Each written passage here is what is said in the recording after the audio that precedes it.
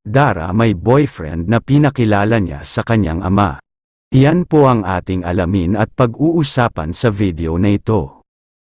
Hiling ko lang po mga kalingap bago po tayo magpatuloy sa ating mixing reaction video, baka naman po pwedeng pakisuportahan po natin sila Val Santos, Matt Ubang at Kalinga Prab. Maraming salamat po sa inyong lahat.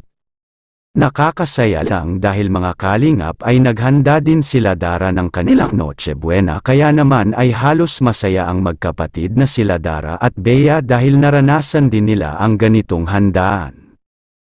Kaya naman sa mga naganap nga na iyon ay labis ang kasiyahan ng ama ni Dara dahil muli ulit silang nagkakasama ng buo-buong pamilya.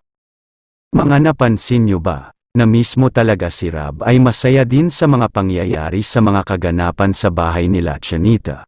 Kaya mismo nga netizen ay labis din nasisiyahan sa mga nangyari na iyon dahil nakita nila si Chanita at Bea na masaya ito dahil nakakasama nila muli ang ama ni Dara at Bea.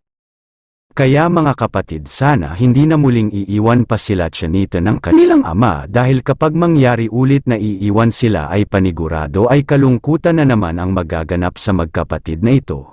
Mga kapatid, ayon nga daw sa mga netizen ay baka kapag tulog sila Dara at Bea ay baka bigla na lang umalis ang ama ni Dara at bumalik na naman sa kabila nitong pamilya, kaya sana wag naman mangyari iyon dahil masaya na sila Bea at Dara sa kani-kanilang buhay. Kaya hanggang dito na lang po muli mga kalingap ang ating ginawang mixing reaction video. Maraming salamat po sa inyong patuloy na panunood at suporta.